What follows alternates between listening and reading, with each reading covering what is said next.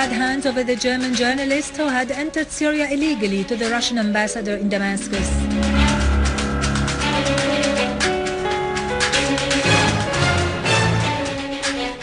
Russia and the USA hold a new round of consultations on the Syrian crisis in London next Thursday.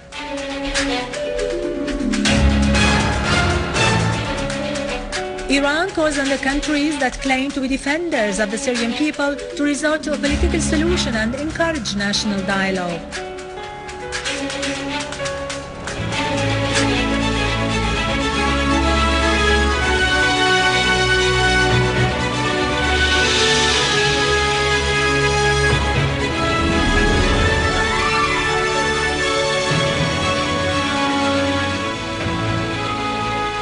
Good afternoon, I am Yerado Krikorian from the News Center in Damascus. The Deputy Foreign and Expatriates Minister Dr. Faisal al-Muqdad has handed over German journalist Billy Six to the Russian ambassador in Damascus. The German journalist had entered Syria illegally. During a press conference in the presence of the Russian ambassador in Damascus, Dr. Muqdad said Syria had tried to give journalists the opportunity to cover the events in Syria objectively. The Syrian government always stressed the need for them to get entry visas officially and legally, he stressed. Dr. Muqdad added that some of the reasons that caused the government not to answer the request of some news media men for visas had to do with their own security. Whenever we were able to ensure security for their conditions of work, we never hesitated to give them the visas, he said. The other reason was that many of the journalists did not enjoy the minimum objectivity and neutrality required in order to convey information. On the contrary, they were interested in looking for excitement, Dr. Muqdad emphasized. He stressed that many of the news media men who had illegally entered the country lost their lives at the hand of the terrorist groups whose activities they had covered illegally. Their governments always held the Syrian government responsible for their death, but we've always held their own governments responsible for their fatal end because they allowed them to go to Syria and enter the country illegally, Dr. Muqdad said. We cannot be lenient when the issue is related to the security and safety of the journalists, he added.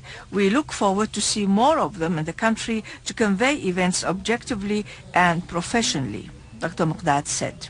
Many Syrian journalists were killed and their death was not accorded due attention by their fellow news media men who alleged to be defending journalists' rights. He reiterated respect for the journalists' right to have access to information, affirming that the Syrian embassies abroad will remain open to allow objective news media men to cover the events in the country. On his part, the Russian ambassador to Damascus, Mr. Azmatullah Kolmohammadonov, has called on all states to respect Syrian sovereignty because the principle of respect for state sovereignty is the cornerstone of the principles of international law. He said Syria respects the sincere and objective work of foreign journalists and honors the humanitarian principles. The Russian Foreign Ministry has announced that a new round of consultations between Russia and the USA on the crisis in Syria will be held in London next Thursday. A Russian Foreign Ministry source said the meeting will be held on the sideline of a session to be held in London on Yemen. It will combine Russian Deputy Foreign Minister Mikhail Bogdanov and his American counterpart William Burns. The source did not rule out contacts to be held by Bogdanov with UN envoy to Syria Al-Khadar al-Ibrahimi. On his part, Russia's permanent representative to the UN, Vitaly Churkin, has expressed his country's concern over Washington's recent decision to allocate $60 million in support of the Syrian opposition. In a press conference held at the UN headquarters, Churkin said, Washington's decision leads us away from maintaining dialogue between the government and the opposition. The Russian representative said the new round of consultations on the Syrian crisis will be held in light of big differences in viewpoints between Russia and the USA over the crisis in Syria. Iranian Foreign Minister Ali Akbar Salehi has called on international organizations, particularly the UN and concerned states, to shoulder their responsibilities in finding a peaceful solution to the crisis in Syria. He referred to the need for the UN to condemn the terrorist explosions that targeted innocent civilians in Syria. Al-Alam satellite channel's website said Salehi denounced in a message addressed to the UN Secretary General Ban Ki-moon the terrorist blasts against innocent citizens in Syria recently. Salehi said Iran believes that the continuation of violence in the country obstructs reaching a political solution to settle the crisis and shows the extent of the failure of the various sides that seek to realize their own interests in Syria through shaking up the latter's stability. Salehi condemned the policy of double standards pursued by the American administration in combating terrorism, referring to Washington's refusal to denounce the terrorist blast in Syria. Iranian Foreign Ministry spokesman Ramin Mahmoudparest has said that national dialogue between the government and the opposition at the same table of negotiations is the main precondition for solving the crisis in Syria. In a press conference today, Mahmoudparest said, "We have to support the Syrian people through stopping the violence and starting national dialogue that creates the appropriate atmosphere for elections to be conducted by a provisional transitional government that would meet the demands of the Syrians." He added that all the countries that claim to be supporting the defending the Syrian people must resort to political solutions and encourage the initiation of a national dialogue. They also must call on all parties to start such dialogue, he added. However, he went on, "We find a big difference between what such states allege and what they actually do on the ground through receiving and harboring the armed terrorist groups."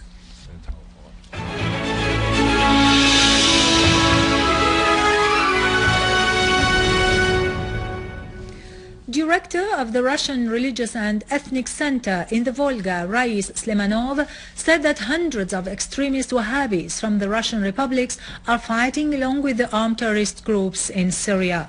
Slemanov said that those extremists who gain combatant expertise in Syria do join, upon their return, the secret Wahhabi movement in Tatarstan, and they practice their activities in the Volga. Slemanov pointed out that those terrorists include Dawood Khalifayev from Angosha, who leads what is called the Chechen Battalion, in addition to Kairat Wahidov and Salman Bulgarsky from Tatarstan. World media have lately reported many photographed articles revealing that hundreds of terrorists have entered Syria, coming from different countries through Turkey and other neighboring countries for the purpose of killing, destroying and committing acts of sabotage as part of terrorist groups affiliated with Al-Qaeda.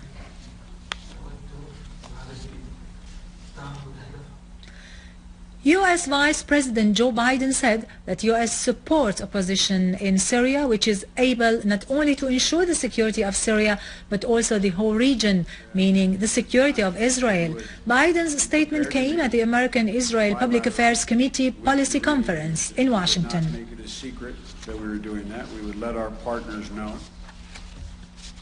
With this, we end our news for today. Thank you for watching. For more news about Syria and the region and to view this bulletin again, you can always visit our website in English, syriaonline.sy. Now to latest business and market news with Nariman Qassam after a short break.